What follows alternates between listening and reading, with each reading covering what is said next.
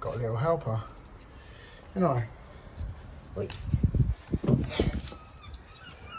can smell my dogs. Come on. Look at the size of this beast. Arthur. Right, I've got to do some work. Stop it. I've got to do some work. Boy. I think this door has seen better days, so we're replacing this door for a 6-panel like for like, keeping the handles, keeping the locks. Which, look at this, that. Oh, I think that's beyond filler and making good. I mean, on the course I can show you how to do a bit of making good, but yeah, I think this is beyond this is beyond making good, isn't it?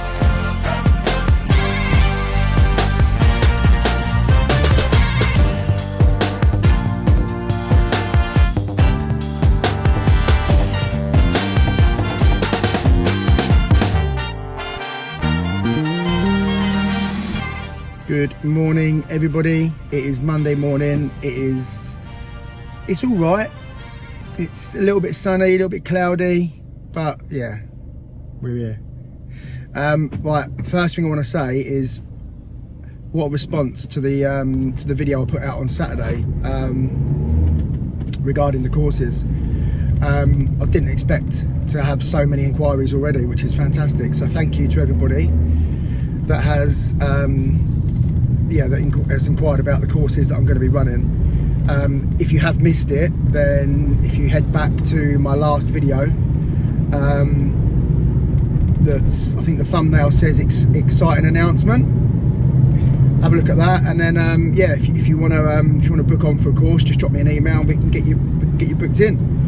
But yeah, we've had quite a few bookings already, which is fantastic. So I'm so chuffed, obviously. But yeah, thank you again. Right, Monday morning, I'm on my way down to a friend of mine, Laurie. I've been here before. He was the one actually that I had to use the Magibur on to gain access to an outside storage on an extension that he'd had built. The door we're going to do now is the door next to that. Exactly same sort of door, and now they can't lock it. And I think it's all to do with the movement of the extension and everything like that. From memory with these doors, I'm trying to think from the last one, it's an aluminium type door, but I don't think there's any adjustments on the hinges. If I'm wrong, if anybody's watching this and I'm wrong, obviously I'll do a video when I get there as well, but if you can adjust them, I'd be interested, because they just look like almost like standard wooden door hinges, just black. But yeah, if I am wrong, if you could point me in the right direction, that'd be fantastic. But I think I'm probably just going to have to, on this occasion, adjust the keep on the frame. So right, let's get there and get it done. Right, just here for my oh, it's not locking. Yeah. I can't get the can't lock the door properly and get the key out, so it's going to need some adjustments. Got a little helper, you know. Wait, you can smell my dogs. Come on. Look at the size of this beast. Arthur. Right, I've got to do some work. Stop it. I've got to do some work. Boy. Right, with a little bit of help from Arthur. Good boy. We got it done, so sorry mate.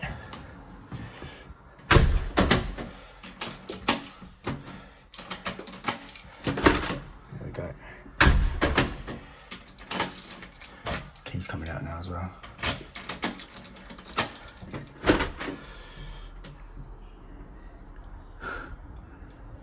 Hello. Hello. Such a beautiful dog.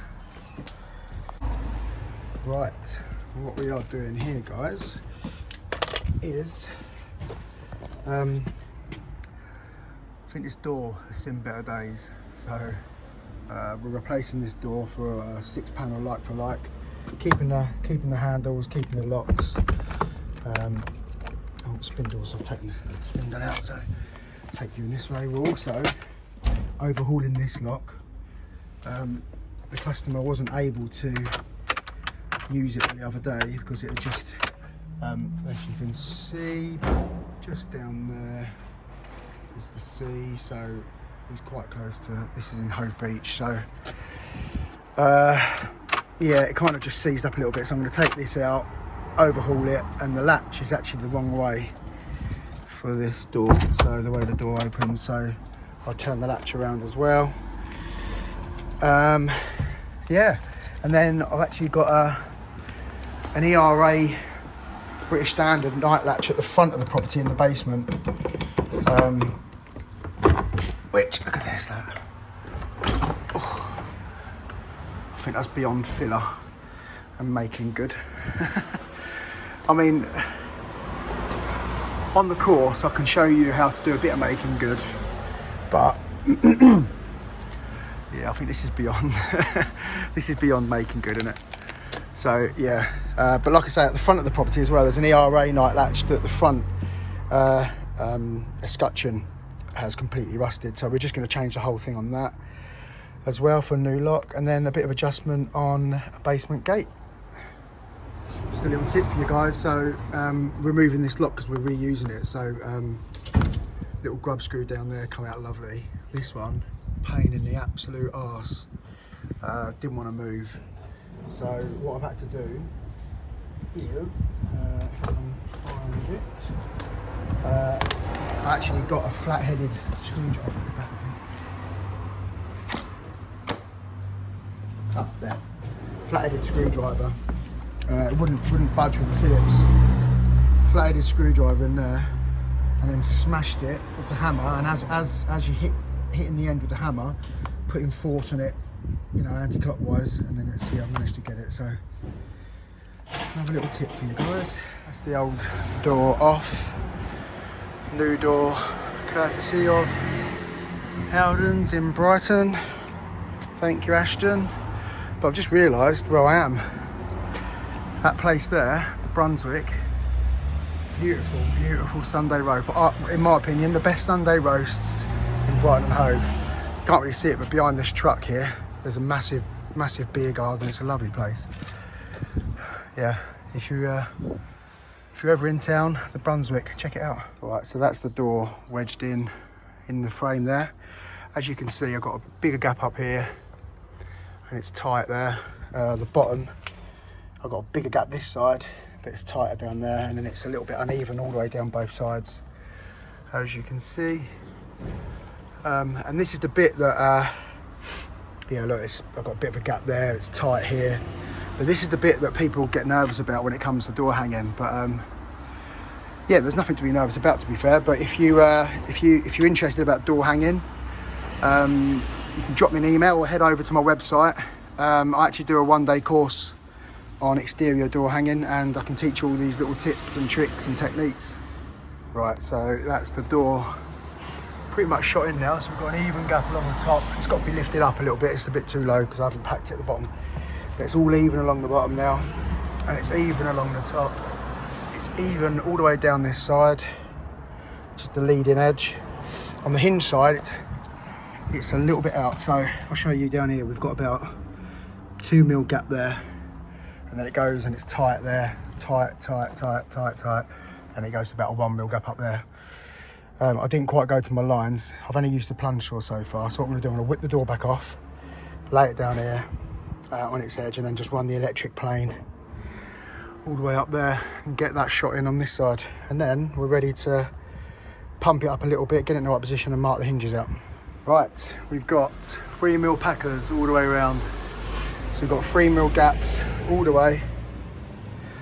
Now I can mark my hinges, all 3 hinges, mark them up, get them cut into the door, and we'll get the door swinging. There we go. Doors hanging, lovely even gaps all the way around. Not sure how much you can see on this, but yeah, the shadows don't help. Looks like I've got a massive gap. But yeah, 3mm gap all the way around. And hinges. So now we're going to refit this trap lock on there, which is going to have to go sort of, I know it's not ideal doing it there, but it's going to be sort of half in there and half not, so there'll still be some strength down here on the door, you know, to kind of match this one here. But yeah, oh yeah, you can see the garden over there now. Now that big lorry's gone. Yeah, lovely. Right, so lock. Also, just for those guys that are considering maybe possibly doing a door hanging course with me, I turned up here at about 9, got set up in the garage, and actually, so I set up here, actually started removing the old door about 9:30, and it's now, where are we? 6 minutes past 11. There you go, 6 minutes past 11. So just over an hour and a half to get the door shot in and swinging. So, you know, if you consider what you can charge for hanging a door, it's pretty good money. Right, let's get this bad boy lock on. So because we're using the existing keep for this lock, the way I get it so it goes on the right position on the door is put the lock in there and centralise the latch and the bolt, and then little mark just at the top there of the lock, and one down there at the bottom, and then I can transfer those marks over to the door, shut the door and just transfer it over. And then I know, where's the pencil? There, so that's the top of my lock there. So just transfer that over there, and then that's the bottom of my lock there. Transfer that over there. So now I'll know the exact position that my lock's got going inside there. Right, there we go. So that's the mortise cut out for the detainer. So I'll whip this off now, mark out the spindle and the keyhole, and obviously get the faceplate chopped in. And then it's time for handles, and then this will be done. Right, there we go. That's the Chubb detainer back on. Lock in lovely. I've left, as I always do, left a little bit of movement in the door there to allow A, for expansion, but also B, the door's got to be painted, and you'll be surprised how many layers of paint this is going to take. But yeah, all working lovely. And so this door's done. So I'm going to have a bit of a tidy up, and then I'm going to move over to here and get this changed around and just give it a bit of an overhaul. It was getting stuck, so I almost forgot. So I'm fitting a weather bar on here. So again, the way I do it, I'll put packers. I know the door's even because I cut it. So yeah, I'll put packers on like that, and then I might have fixed this to the door to start with. So then it's stuck on like that, and then I'll go along and pilot it in 3 places and screw it, and then yeah, that's fixed. Right, let's get this put on, and then we are done. Alright, that's that stuck on. I literally load up loads of the Mitre-Fix on there. I mean, it's solid anyway, but I always put screws in it because it only needs like a big clip on there, and that will end up coming off. So yeah, screw, and then we're done. Right, there we go. And the time now is, oh, it keeps doing this, doesn't it? 12:09. So a bit of a tidy up and we're done. So yeah, half a day and get a exterior door fitted with a lock. I mean, what's a night latch going to take? Another half hour. So yeah, still half a day in it really. So course is well worth doing, guys. Got a little bit waylaid, but lock out, giving it all a good clean up in there, and turned the latch around to the right way. So now it's latching and locking lovely. Like I say, he was having problems unlocking this before, so that's all working great. So now to the front of the house. I've got to change an ERA night latch, which is a straight swap over. You'll see why in a minute. Just a little bit of needs a little bit of grinding out on a gate. But yeah, I'll show you in a sec. Right, that is why we're changing this lock. The key won't even go in, so yeah, it's all corroded up there. So I mean, the inside's fine, but yeah, he just said just change the whole thing. So that's what we're gonna do. This is what really gets me. So I've just taken the old one off, British standard, but not one screw in the actual lock in the back plate. It's only been held by these, and this one's loose, look. I mean, what's the point? Honestly, if this door was to have got broken into, insurance will go, well look, it's not even fitted properly. They probably wouldn't even allow them to make a claim. Right, this isn't screwed in yet. I always just test it all before I even screw the back plate in. But this is what you get. I'm not sure if I've showed you this before. This is what you get if the tail piece is still too long. So it's all fitted and it looks like it's fine. But what you get is this. So that's not. Oh, it's coming off. So the actual. Yeah, it's not popping out. Look. So obviously on the British standard ones, these pop out about another 5 or 10 mil, I can't remember. But because that tail piece is too long, that's what's stopping that from doing that. So that means basically if that happens to you, you know you just got to trim that tail piece back down a little bit. Oh, there we go. So I've literally just whipped it back off, cut the tail piece, and that's popping out. So that's all good now. So I can whip this back off, fix all the fixings there. Unlike the other one, tighten these and then get this fitted. Spoke too soon, so anyway, problem with this now is that don't know why it's happened. The little snib wasn't pushing in, and now the actual main bolt won't push in unless you use the handle. You can't physically push it with your finger. So I've got to take the back plate off and find out what's going on, but I don't like doing it. These things can go flying. Sorted. The spring keeps coming out, so being really gingery at the moment. Trying to get this back plate back on without it pinging back off. And there we go. So new lock fitted, keeps on as well. Change that over so it's all matchy and all new. Can you see the half moon? Where's the lights? Oh, there you go. Half moon there. Beautiful. Right, so now we're going up to have a look at this gate. Now,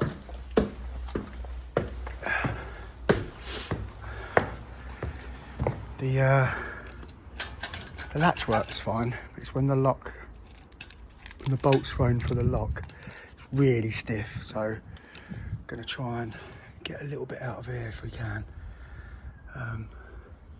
Go and get the Dremel and some bits and just see if we can gouge out a little bit of that.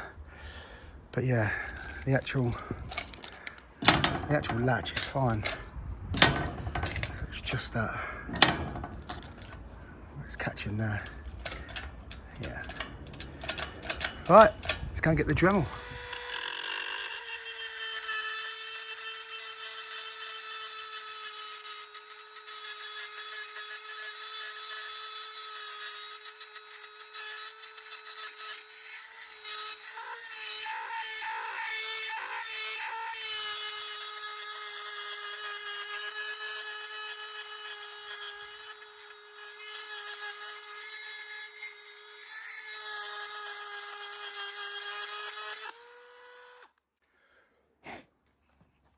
Let's give that a go.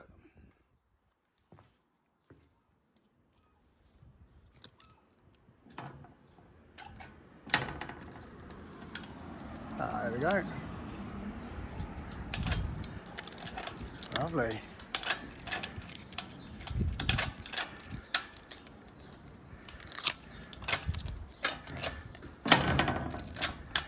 I might just give it another little blast, just a little bit on the bottom, make that a bit easier. There we go. That's all done and working beautiful now. Not catching at all.